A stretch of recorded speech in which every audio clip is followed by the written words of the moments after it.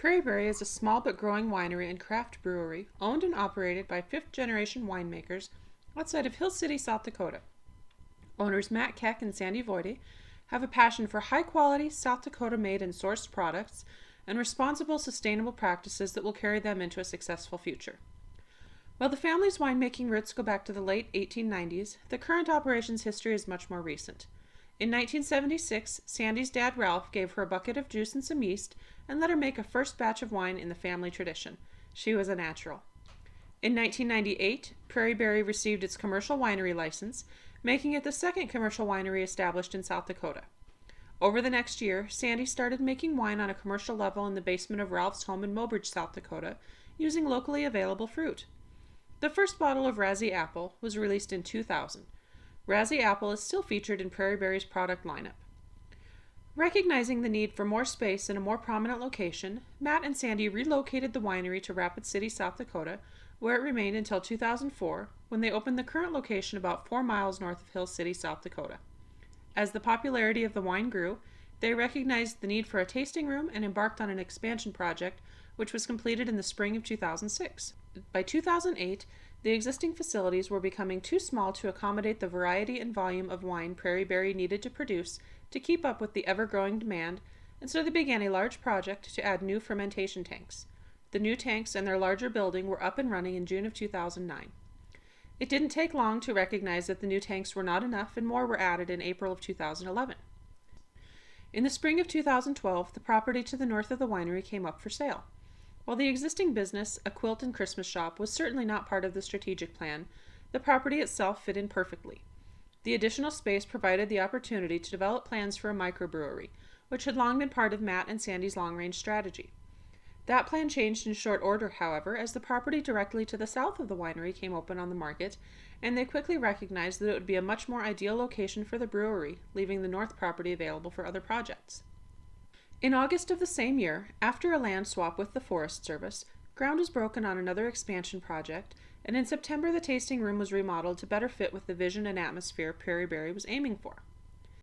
In November of 2013, the brewery project was finally completed after several plan changes. Sandy had done a great deal of research and had brew kettles custom made to her specifications. With great anticipation, Minor Brewing Company opened next door to the winery.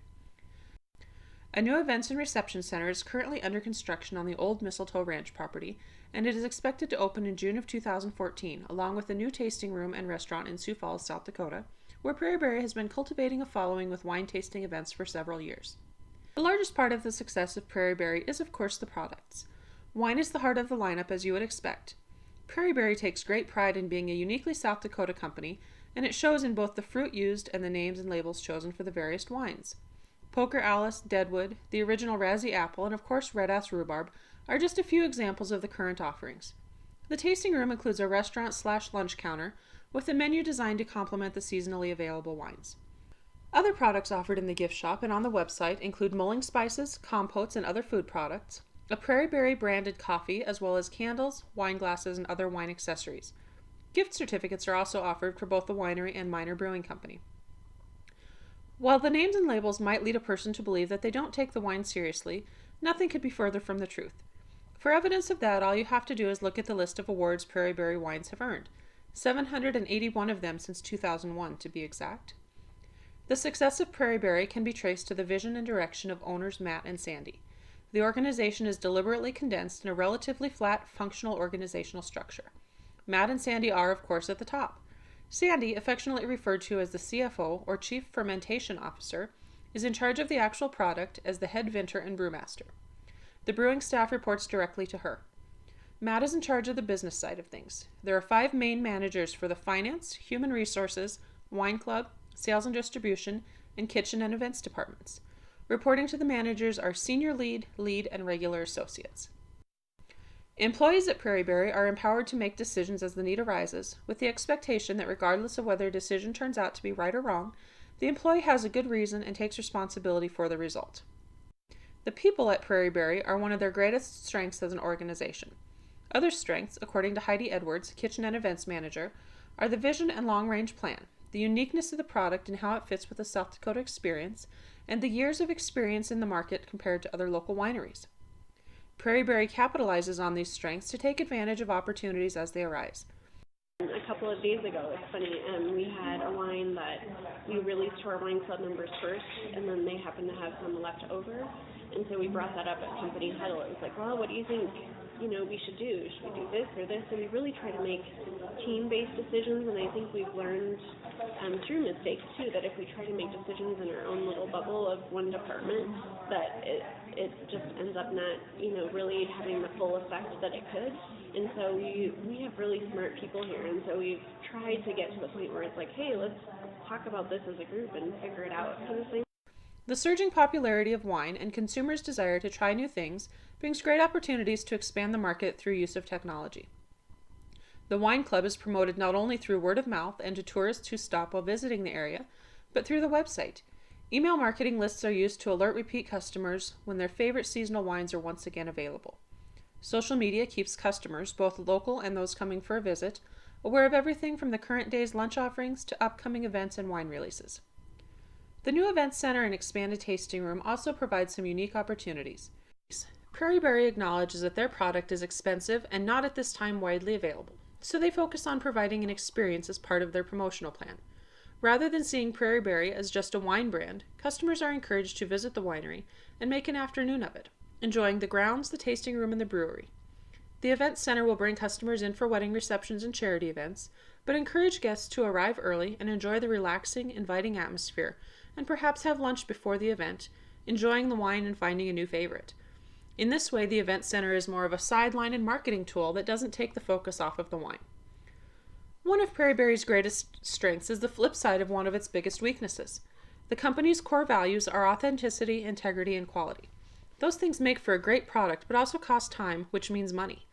Prairie Berry's managers and owners are well aware that a good bottle of wine can be purchased just about anywhere for $8 or so. This poses a threat to a company that, while it could probably produce wine for the same price, could not do so while maintaining their standards of quality. Another weakness is that Prairie Berry is entirely dependent on others for its fruit. Suppliers could raise their prices, choose not to continue supplying Prairie Berry, or go out of business. Distribution is currently a limiting factor for the business as well. State and federal laws are very strict about how wine may be distributed, and while Prairie Berry can and does ship wine to numerous states, they cannot currently ship within South Dakota. Prairie Berry also faces several threats in business at any given time. Competition is a concern for any business, and the wine business is certainly no exception. There are 3 wineries located in the immediate vicinity, as well as a relatively recent startup, Belle Jolie, less than an hour away. The location outside Hill City is also a weakness. Prairie Berry depends on a relatively small, highly trained and skilled staff to run all facets of its operation. The location, while great for tourists, makes recruiting of highly talented and skilled individuals difficult.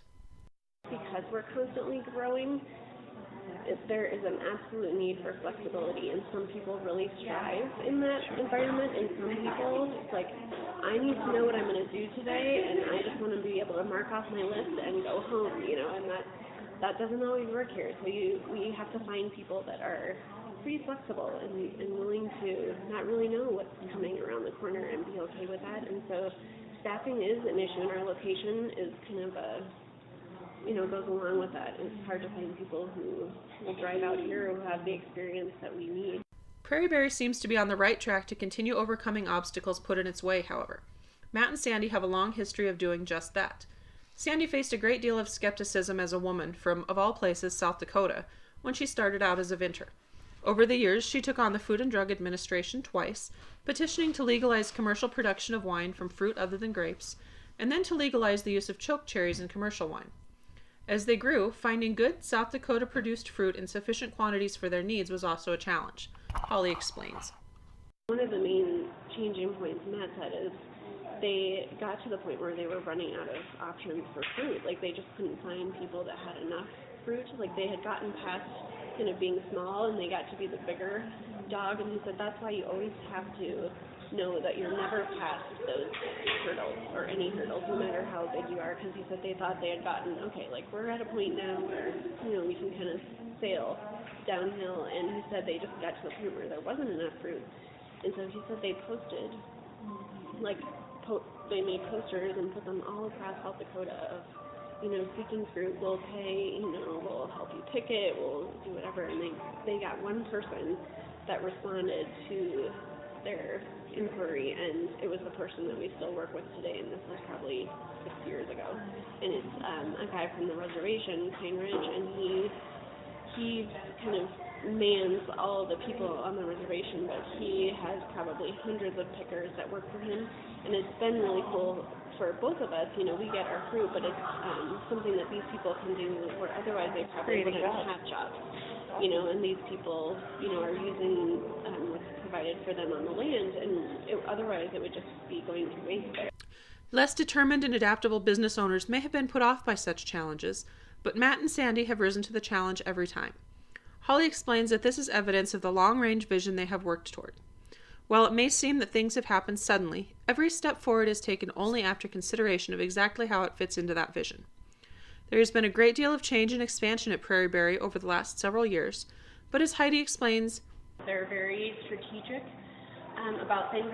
Some things happen very quickly, but they still have a grand plan, and I think that helps them to kind of think on their feet, because they have this vision. Basically, they have a 20-year vision that they're operating within, of if not taking into consideration any financial hindrance or anything.